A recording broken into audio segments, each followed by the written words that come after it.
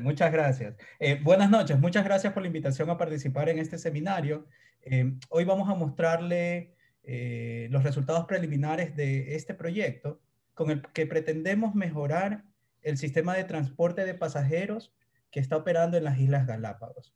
El que habla, Rubén Paredes, y mi colega, mi mentor, el doctor Marín. Entonces, lo primero que nosotros nos planteamos hacer es poder identificar qué estaba pasando en Galápagos. Entonces, nosotros sabemos que nuestro archipiélago tiene muchas islas, pero solamente 3 de esas islas son habitadas.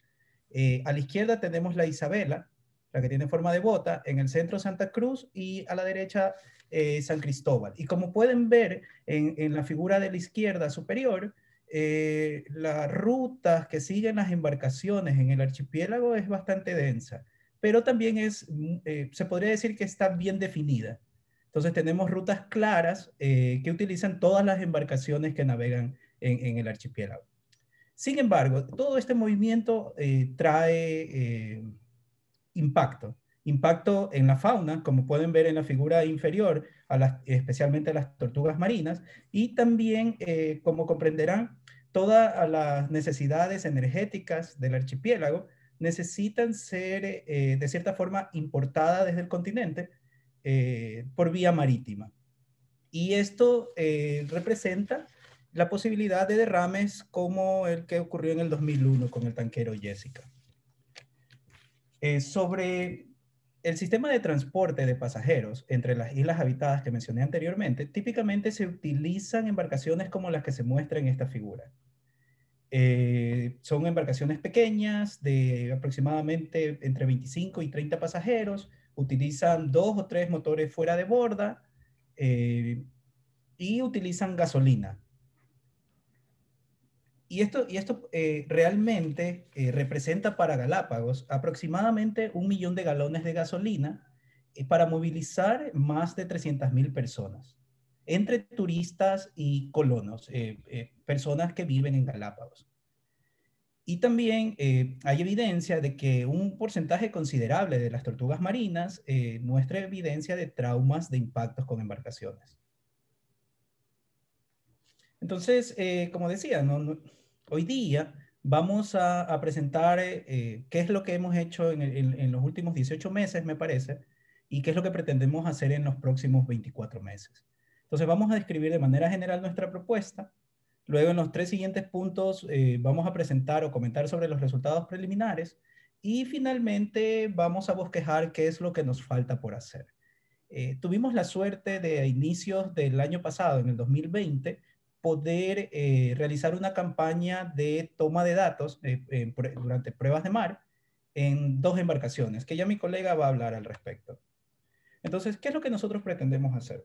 Nosotros pretendemos alcanzar a diseñar una embarcación que respete los tiempos de navegación entre las islas, una embarcación rápida y que sea eficiente desde el punto de vista energético, de que no tenga muchas aceleraciones, que no afecte tanto a las tortugas marinas y podría decir que nuestra ambición más grande es alcanzar a eliminar completamente la dependencia de combustibles fósiles. Entonces, para esto, nosotros hemos establecido un tipo de consorcio entre el Stevens Institute of Technology, por intermedio del Davidson Lab, y también un astillero local que es Astinave. Tenemos la colaboración del Instituto de Energías Renovables Nacional en Ecuador y financiamiento de CENESID que en teoría está por llegar en los próximos meses. Entonces, ¿cómo pretendemos alcanzar este diseño? Realmente nosotros hemos identificado 5 pasos. Y de esos 5 pasos hemos dado nuestras tareas iniciales en los 3 primeros. Primero necesitamos entender qué es lo que está pasando en Galápagos. Luego intentar verificar si podemos reducir la emisión de gases de efecto invernadero. Y al mismo tiempo explorar si es posible optimizar las embarcaciones desde el punto de vista estructural. Luego de esto, nosotros pretendemos optimizar la eficiencia energética de las embarcaciones Y finalmente, mediante conceptos de I más D más I, integrar todos estos resultados en un diseño mejorado que nos permita alcanzar nuestro objetivo general. Entonces, como primera tarea, nosotros nos propusimos intentar entender qué es lo que está pasando en Galápagos. Y uno de los primeros pasos fue intentar cuantificar cuál es la eficiencia energética de la flota de interislas en Galápagos. Para ello, como dije, en el 2020 tuvimos la oportunidad de realizar pruebas de mar en dos embarcaciones, embarcación A y embarcación M, durante operaciones regulares. Durante operaciones regulares pudimos medir consumos de combustible, pudimos medir velocidades, podemos medir las aceleraciones y en base a eso yo creo que hemos aprendido bastante en cómo obtener resultados confiables. Para poder cuantificar la eficiencia energética, estamos utilizando el índice propuesto por la OMI, donde básicamente es la razón de las emisiones de carbono, el numerador sobre la cantidad de trabajo realizado, que es básicamente carga versus distancia. Entonces, nuestros resultados preliminares ubican estas dos embarcaciones, que las consideramos representativas de la flota que está operando en Galápagos, lo sitúan a la derecha de nuestro gráfico, cuando las comparamos con embarcaciones de características similares. No exactamente igual, pero sí tienen el mismo desplazamiento, alcanzan unas velocidades en el mismo orden de magnitud. Y como pueden ver, estamos a la derecha, lo que nos hace sospechar que podemos aspirar a mejorar significativamente la eficiencia energética de estas embarcaciones. Otro de los trabajos que se realizaron el año pasado fue por el ingeniero Zurita, quien exploró la posibilidad de utilizar sistemas híbridos para propulsar estas embarcaciones interislas. Ya Galápagos es conocido por todas estas iniciativas donde se usan energías alternativas. Y estoy mostrando ahora dos figuras donde se muestran dos embarcaciones que operan en Galápagos, que transportan pasajeros, eh, pero que recorren cortas distancias y bueno, utilizan una combinación de paneles solares con motores eléctricos, ¿sí? Y un banco de baterías. Y ahora la pregunta es si este tipo de tecnología nosotros podemos de cierta forma adaptarla para el perfil de operación de una interisla. Entonces, la distancia entre las islas es aproximadamente de 50 millas y las embarcaciones típicamente operan en velocidades de entre 25 y 30 nudos. Y esto significa que necesitamos poder almacenar, poder tener a bordo una gran cantidad de energía que lastimosamente la tecnología con paneles solares no puede proveer. Entonces, una adaptación directa no es posible. Sin embargo, el ingeniero Zurita encontró que es posible reducir hasta un 30% de las emisiones de CO2 de las interislas simplemente por cambiando el tipo de motor que se utiliza. Un motor híbrido que utiliza gasolina y también baterías eléctricas, ¿sí? Baterías, y representa aproximadamente $11,000 de costo adicional que puede ser absorbido por la reducción del 30% en el consumo de combustible. Entonces, esa es nuestra primera alternativa que hemos considerado y que nos parece bastante valedera, pero nosotros somos ambiciosos y queremos llegar a las cero emisiones. Continuando con la explicación de Rubén, durante el viaje que hizo el ingeniero Mendoza, hicimos mediciones, bueno, hizo él mediciones en esta lancha, en una trayectoria que ya mismo vamos a comentar. 12 metros de eslora, 60 centímetros de calado. Fíjense ustedes en la potencia instalada. 850 caballos en 12 metros. Es realmente bastante. Entonces, les vamos a mostrar a continuación la ruta que siguió la embarcación para las mediciones. Enter, por favor. Entonces, entre el punto A y el punto B, esa es la ruta más común, desde Santa Cruz a Isabela. En ese trayecto, alrededor de hora 45, se hicieron mediciones de aceleración e inclinación. No fue una medición continua porque teníamos un poco de recelo de que los equipos podían desconectarse y podíamos perder toda la información. Entonces, lo que se hizo fue registrar en intervalos cortos de alrededor de 5 minutos. Utilizamos un scan rate de 50 y ahí a la derecha ustedes pueden ver en el piso, bueno, con un poquito de buena voluntad, el acelerómetro y el medidor de inclinación en 2 direcciones. Registramos todo en un computador laptop. Entonces, la ruta AB se la hizo en la mañana y en la tarde se regresó de B a A. Al día siguiente se hizo la ruta AC en la mañana y de regreso CA en la tarde. Esto de la mañana y tarde tiene influencia porque en la tarde normalmente los vientos levantan un poco las olas y normalmente se espera que tengamos mayor movimiento. Entonces veamos los resultados de estas mediciones y veamos cómo influye eso en el confort de los pasajeros. Para esto tuvimos la colaboración del ingeniero Edgar Villamarín. Entonces con él tomamos las señales que nos había provisto el ingeniero Mendoza y le aplicamos un procesamiento en la norma ISO que tiene 4 pasos. Ellos nos proveyeron las funciones de transferencia, se las aplicamos a las señales y tenemos una señal filtrada. A continuación vamos a ver una señal típica, ¿no? Aquí tenemos que aprender.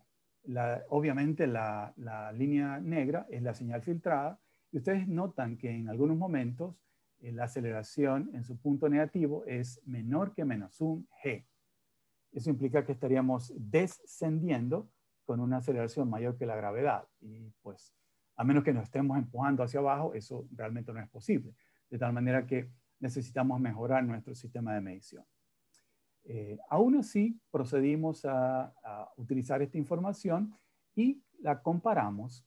El profesor Fritzma, en los 70s, en el Instituto Tecnológico Stevens, hizo una amplia campaña de trabajo experimental con embarcaciones, modelos de embarcaciones planeadoras. Entonces aquí tenemos que él produjo unas ecuaciones de regresión para predecir la respuesta en aguas irregulares. Entonces, aquí tenemos versus la velocidad en las X, tenemos la aceleración RMS, la aceleración vertical de sección media. Entonces, la curva verde y la curva azul son resultados de aplicar estas ecuaciones de regresión, en un caso para altura significativa de 0,60 y la otra para 1,21. Corresponden aproximadamente con estados de mar 1 y 2. Nuestros resultados en estos segmentos de 5 minutos nos sirvieron para calcular los valores RMS e incluirlos. Entonces, fíjense que los valores en cuadraditos corresponden al viaje de ida, es decir, en la mañana. Y en la tarde, las mediciones son las que están en estrellitas, es decir, son de mayor valor. En cualquier caso, eso nos deja la idea de que estamos en el orden de magnitud de lo que se prevé a partir de trabajos experimentales.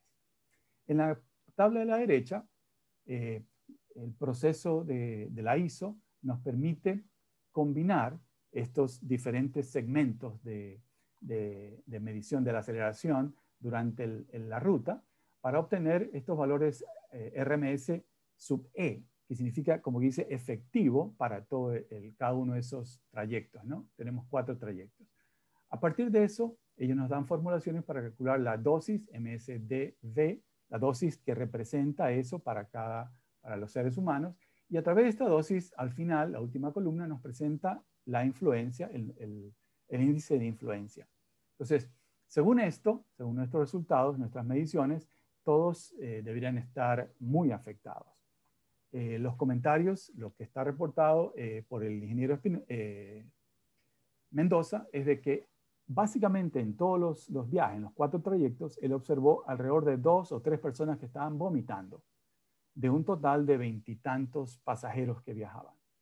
Él sí nos comentó que habían 2 o 3 personas que se le habían bien afectadas, pero definitivamente no al 100%. En cualquier caso, nos está indicando que necesitamos revisar un poco nuestro proceso de medición, pero tampoco es de todo despreciable la experiencia que estamos obteniendo. Muy bien. Una vez que hicimos esto, junto con Edgar, dijimos, bueno, ¿qué podemos hacer para tratar de mejorar el comportamiento para que no afecte tanto a las personas? Entonces, como habían tantas variables potenciales, entonces decidimos establecer un proceso de optimización, aplicamos este COPESCON-MIN y identificamos estas 5 variables de diseño, las dimensiones principales, la fineza del barco y las 2 últimas, LSG y beta, que habíamos identificado que tenían bastante influencia en los cálculos que estábamos desarrollando. Como restricciones para nuestro proceso, le pusimos GMT y el francobordo para tener bajo control la estabilidad clásica. El área de pasajeros, pues ni hablar, era un requerimiento de diseño. Las relaciones de la manga porque no queríamos que se nos distorsione el diseño. Y el porpoising, según lo calcula el profesor Savitsky, por si acaso la posibilidad de que haya inestabilidad dinámica.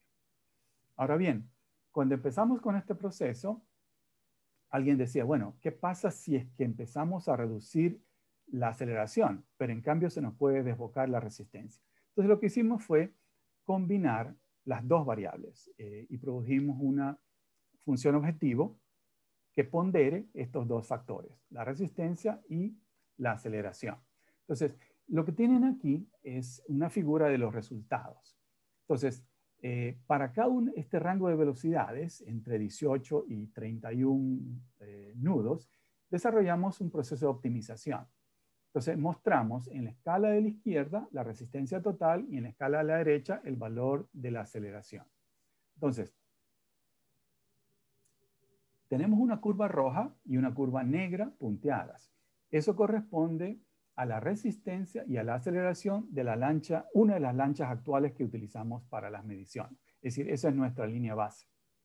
Y a partir de eso, les estoy mostrando los 2 casos extremos.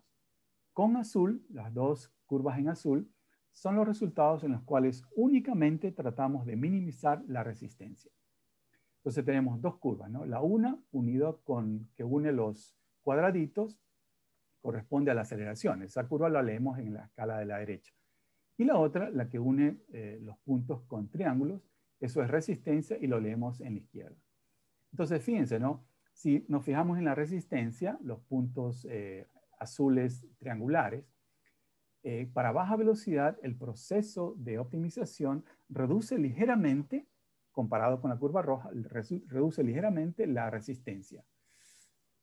Ahora, si pasamos 24 nudos, el algoritmo es capaz de reducir bastante más la resistencia.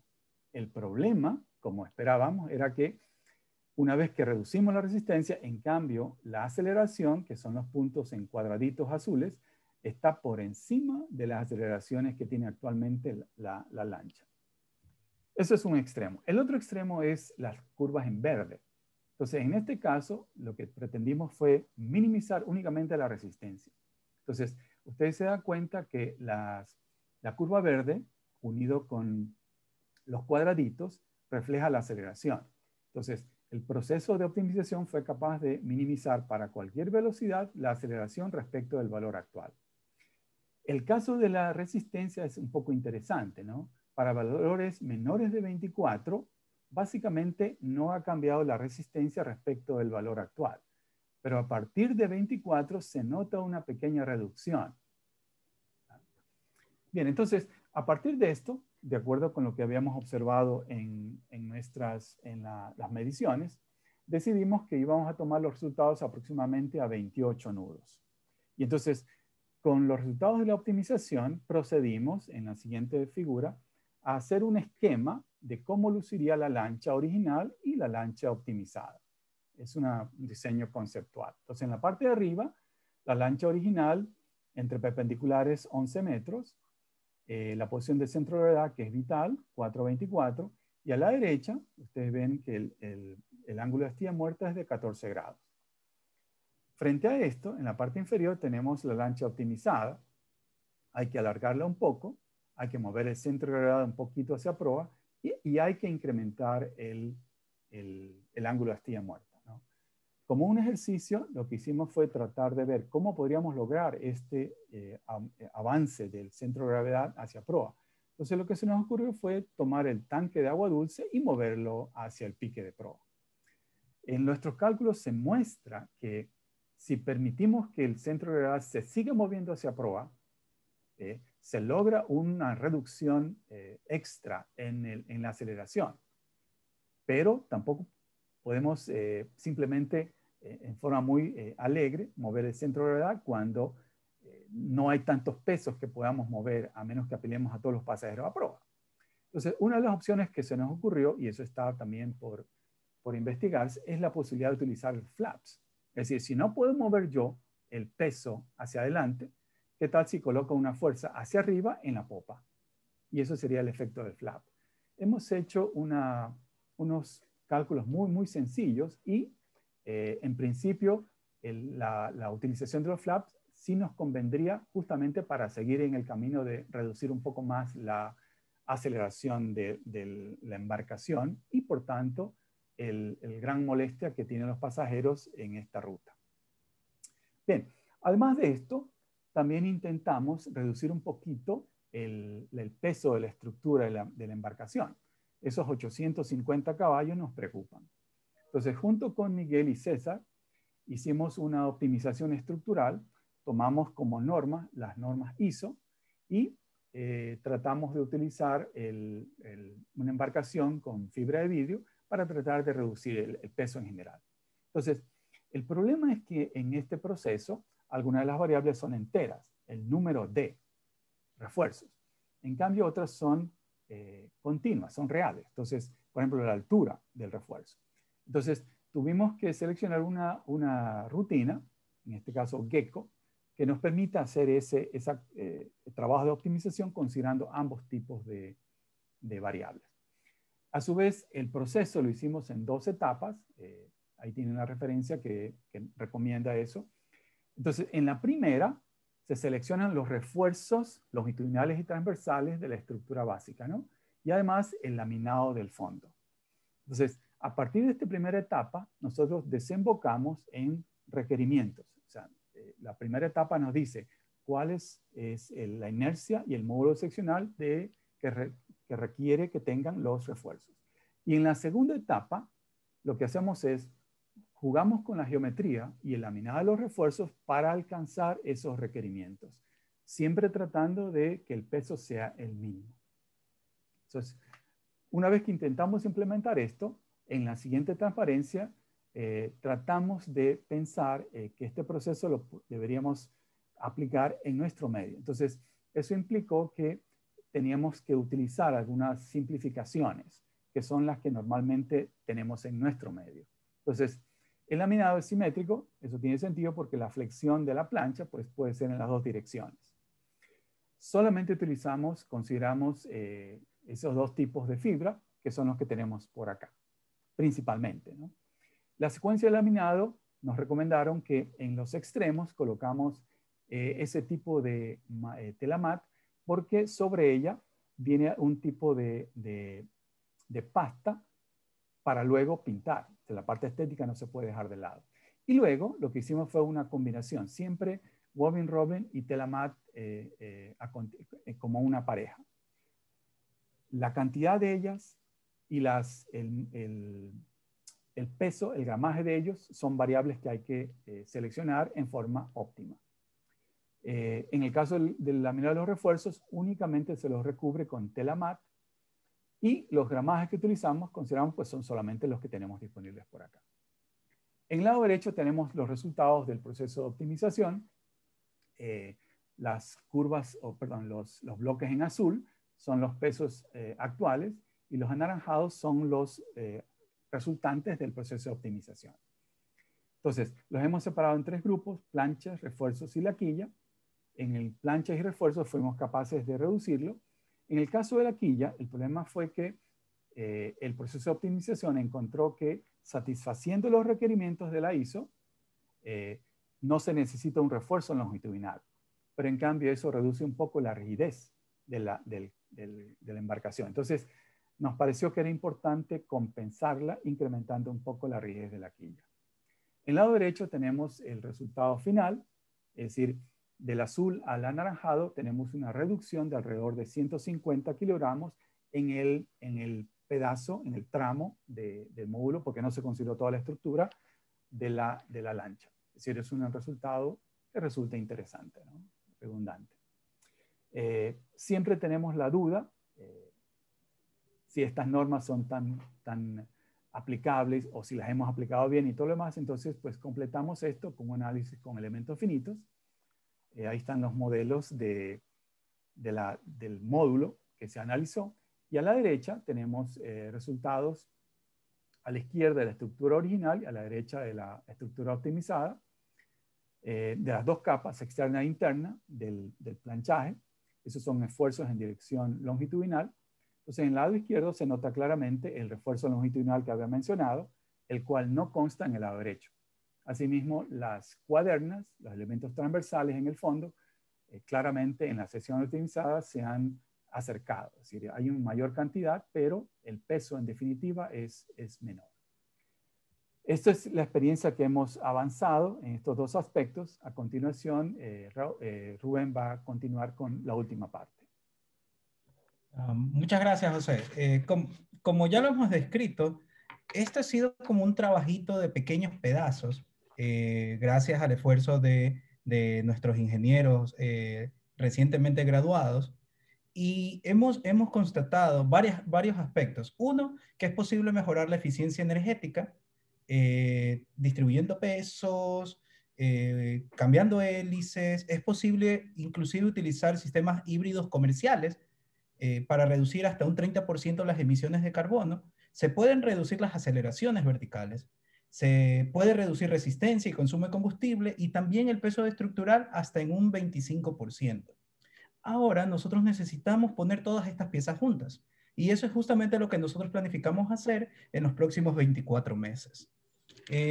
Nuestro plan de trabajo incluye una nueva campaña de pruebas de mar para mejorar la confiabilidad de los resultados experimentales. Como lo mencionó José, básicamente nuestro mayor problema o lo que nos crea un gran signo de interrogación es esa gravedad negativa mayor a 1, mayor que la gravedad nuestra. Entonces, eso no es físico, necesitamos rehacerlo, ya sabemos cómo hacerlo, y en el 2021 nosotros aspiramos a completar esa tarea. También lo vamos a complementar con pruebas experimentales en el tanque hidrodinámico del Davidson Lab, con quienes nosotros estamos colaborando en este proyecto. También vamos a fortalecer nuestra segmento o nuestro módulo de optimización estructural y lo vamos a combinar y vamos a combinar nuestros resultados experimentales con simulaciones numéricas utilizando un código abierto OpenFOAM. Entonces, tenemos mucho que hacer, tenemos poco tiempo y de cierta forma contamos con el apoyo de CENESID, que es nuestra Secretaría de Investigación ecuatoriana. Y muchas gracias por su atención. Cualquier duda, estamos a las órdenes. Ahí están nuestros emails y también tenemos nuestros programas de maestrías en investigación y profesional que nos pueden servir para poder avanzar cualquiera de los componentes de este proyecto. Muchas gracias, doctores Marín y Paredes. Tenemos dos preguntas de los participantes, por favor. Me indican aquí, ¿sus análisis incluyen la huella de carbono de la fabricación de los nuevos diseños? ¿Consideran que sería un valor significativo versus el beneficio del reemplazo? Esa sería la primera pregunta. Ok. Todavía no hemos considerado todo el ciclo de vida de la embarcación.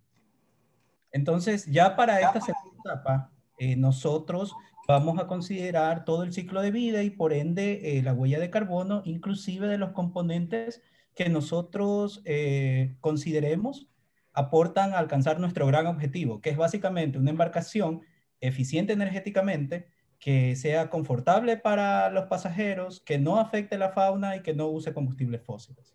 Entonces, somos bastante ambiciosos y vamos a ver cómo llegamos a ello. Perfecto. Miguel Celis, el doctor Miguel Celis va a tenerles una pregunta adicional. Miguel, te cedo la palabra.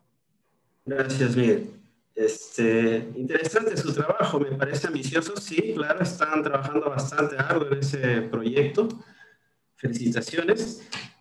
Mi pregunta va más por el lado del control de las inercias. Ustedes han trasladado tanques, han mudado, han cambiado las posiciones de masas, pero no han tenido un control tal vez de la inercia en la dinámica de la batida que está teniendo y está generando estas aceleraciones.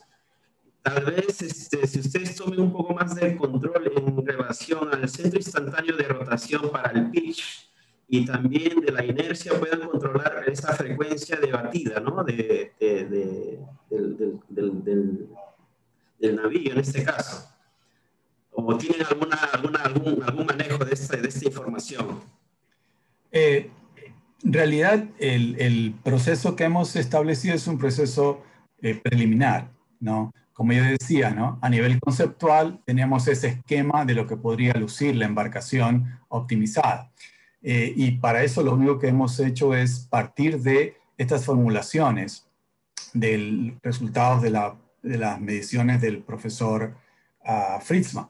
Pero no hemos desarrollado ningún cálculo detallado dinámico, ¿no? Porque la cosa no es tan simple en el caso de embarcaciones planeadoras.